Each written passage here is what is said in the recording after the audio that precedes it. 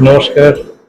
উদ্বোধন বাড়িতে শ্রী শ্রী মায়ের পুণ্য শুভ পদার্পণ উপলক্ষে যে বিরাট অনুষ্ঠান এবছরে হতে চলেছে, তার প্রাক লগ্নে আমরা উপস্থিত হয়ে এই মায়ের বাড়ির পূত পবিত্র প্রাঙ্গণে দাঁড়িয়ে ভাবছি যে মা যে এই বাড়িতে শুভ পদার্পণ করেছিলেন, সেটি তো স্বামী বিবেকানন্দের স্বপ্ন ছিল। তিনি চেয়েছিলেন যে মায়ের একটা নিজের বাড়ি হোক, নিজের একটা আবাসস্থল হোক, এবং এই যে নিজের যেটা চেয়েছিলেন, সেই সূত্রেই তো আজকে আমরা এবং সারা পৃথিবীর মানুষ এটিকে জানেন মায়ের বাড়ি বলে। মায়ের বাড়ি মানে ভক্তেরা, অনুরাগীরা জানেন যে এটা নিজেদের বাড়ি। এই মাকে নিয়ে একটা চিঠিতে লিখছেন ভগিনী নিবেদিতা। তখন শ্রী শ্রী মা 17 নম্বর বোসপাড়া লেনে রয়েছেন, আর ভগিনী নিবেদিতা ইংরেজিতে লিখছেন, the Holi mother is here, always the same, when she is here one has a home। কি সুন্দর করে বললেন যে শ্রী শ্রী মা এখন এখানে আছেন, আর সেই একই মা, অলওয়েজ দ্য সেম। মায়ের মধ্যে কোনো পরিবর্তন নেই, যেন একটা ধীর স্থির অচঞ্চল নদীর প্রবাহের মতো তো মায়ের জীবন। অন্যত্র ভগিনী নিবেদিতা বলেছিলেন যে her life is a long stillness of prayer. এখানে বলছেন যে অলওয়েজ দ্য সেম, আর তারপরে বললেন when she is here one has a home। তিনি যখন এখানে থাকেন তখন আমাদের একটা আশ্রয় থাকে। সেই সূত্রে আমরা ভাবছি যে মায়ের বাড়ি, মা পদার্পণ করেছেন, তার মানে ওটি আমাদেরও পরম আশ্রয়ের স্থল। কি সুন্দরভাবে সমস্ত কিছু যুক্ত হয়ে রয়েছে, আমরা যাকে বলি কানেক্টেড হয়ে রয়েছে।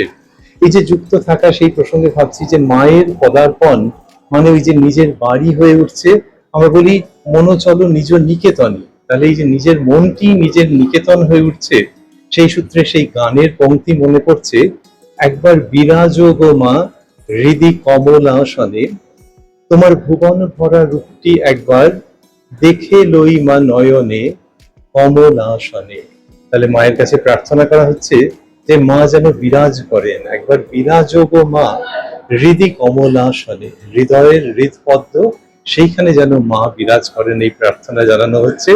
সেই বিখ্যাত গান, আর সেই গানের শেষের দিকে কি রয়েছে? শেষের দিকে রয়েছে, দুঃখ দৈন্য হারিণী চৈতন্যকারিণী, অন্য কিছু চাই না বিনা চরণ দুখানি, আমি প্রেম সরোজে সাজাবো পদ, বাসনা মনে মনে কমলাসনে, একবার বিরাজ গো মা হৃদি কমলাসনে।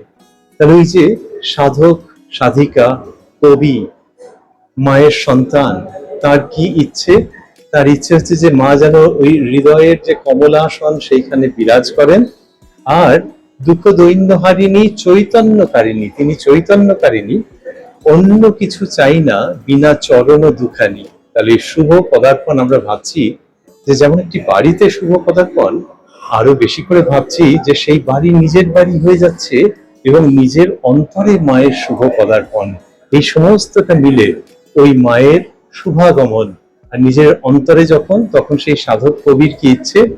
বাসনা মনে মনে কি, আমি প্রেম সরোজে সাজাবো পদ, বাসনা মনে মনে। তার মানে সেই প্রেমের পদ্ম দিয়ে মা তোমার চরণ দুখানি আমি সাজাবো, এটি আমার হৃদয়ের অভিলাষ। এইভাবে করে যে মায়ের বাড়ি আপন বাড়ি হয়ে যাচ্ছে, সেইখান থেকে আমরা একটু গঙ্গা পেরিয়ে চলে যাব বেলুড় মঠে। বেলুড় মঠ প্রতিষ্ঠিত হয়েছে মানে কিরকম, ওই জমি টমি সব তৈরি হচ্ছে, সাধুরা নীলাম্বর বাবু বাড়ি থেকে বেলুড় মঠে শিফট করবেন। সেরকম সময় 1898 সালে, 1898 সালের 12ই নভেম্বর,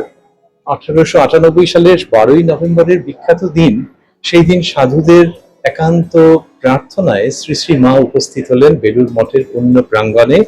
সেখানে পটে তিনি শ্রীরামকৃষ্ণের পুজো করলেন, ঠাকুরকে প্রতিষ্ঠা করলেন বেলুড় মঠে। তাহলে এই যে ঠাকুরের প্রতিষ্ঠা হচ্ছে আর মায়ের শুভ পদার্পণ হচ্ছে, এই পদার্পণের প্রসঙ্গে এই সমস্ত অসাধারণ ঘটনা আমাদের মনে পড়ছে। স্বামী অদ্ভুতানন্দজি মহারাজ জানাচ্ছেন, তিনি বলেছেন যে ওই যে 12ই নভেম্বর 1898-তে শ্রী শ্রী মা যে বেলুড় মঠে পদার্পণ করলেন, সেই দিন মায়ের পদরজ সংগ্রহ করে রাখা ছিল এবং সেটি বেলুড় মঠে পূজিত হয়। এই কথা বলছেন শ্রীমৎ স্বামী অভেদানন্দজি মহারাজ। আমরা বলছিলাম যে গঙ্গার ওপারে, আবার যদি এপারে ফিরি, এই বাগবাজারে যে মায়ের বাড়ি, যেখানে তার অনতি দূরে মহাত্মা নট নাট্যাচার্য গিরিশচন্দ্র ঘোষের বাড়ি। সেই গিরিশচন্দ্র ঘোষের বাড়িতে 1907 সালে 1907 দুর্গাপুজো হচ্ছে। সেই দুর্গাপুজোয় প্রথম দিকে মা এসেছেন, কিন্তু তারপরে এত শরীরের উপর দিয়ে চাপ গেছে যে মায়ের জ্বর এসে গেছে। মায়ের জ্বর এসে গেছে, আর গিরিশচন্দ্রের মনে হচ্ছে যেন পুরো পুজো বিবর্ণ হয়ে গেল, যে সন্ধি পুজোর সময় মা আসতে পারবেন না। সংবাদটা ওইরকমই ছিল যে মায়ের খুব শরীর খারাপ। গিরিশবাবু ভেতরটা উথাল পাথাল করছে। আর সেবারে সন্ধি পুজো ছিল গভীর রাত্রে। এইবারে হলো কি, সন্ধি পুজোর সময় মা বললেন যে তিনি গিরিশের বাড়ি যাবেন।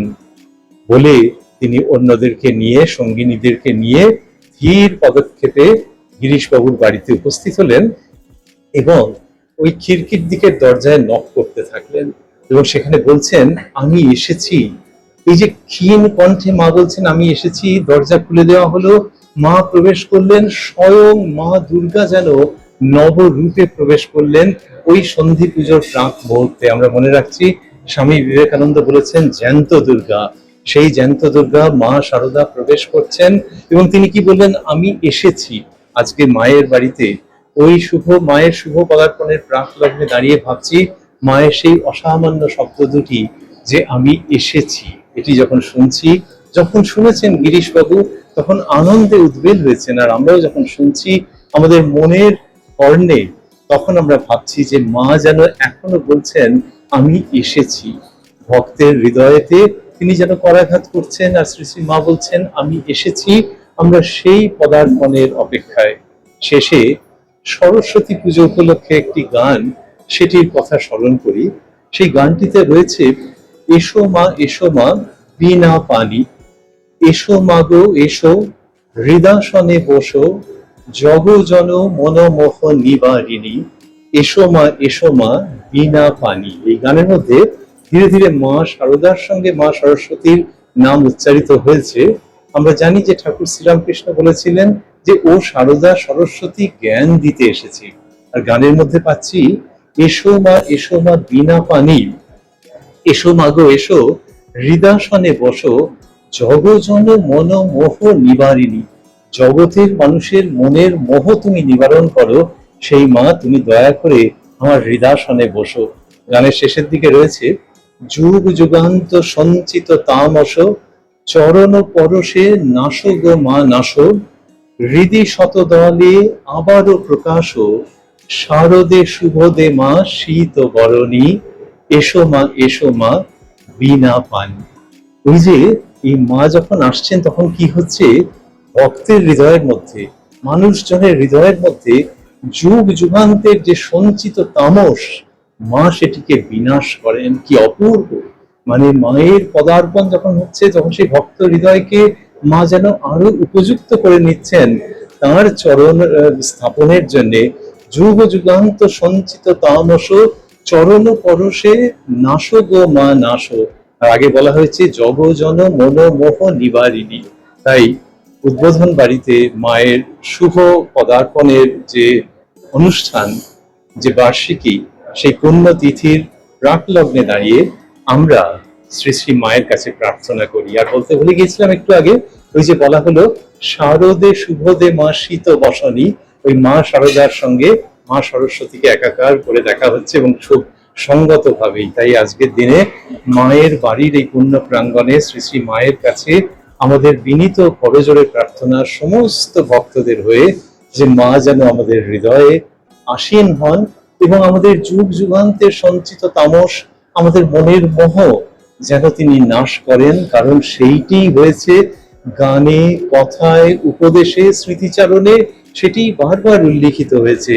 সেইভাবে মা যেন আমাদের মনের কলুষ নিবারণ করেন, কলুষ নাশ করেন, যাতে জগৎ জুড়ে আমরা তার সন্তানেরা, তার ভক্তেরা এক সুরে ওই পদার্পণকে উপলক্ষ করে গেয়ে উঠতে পারি, একবার বিরাজ গো মা হৃদি কমলাসনে, তোমার ভুবন ভরা রূপটি একবার দেখে লই মা নয়নে, একবার বিরাজ গো মা হৃদি কমলাসনে।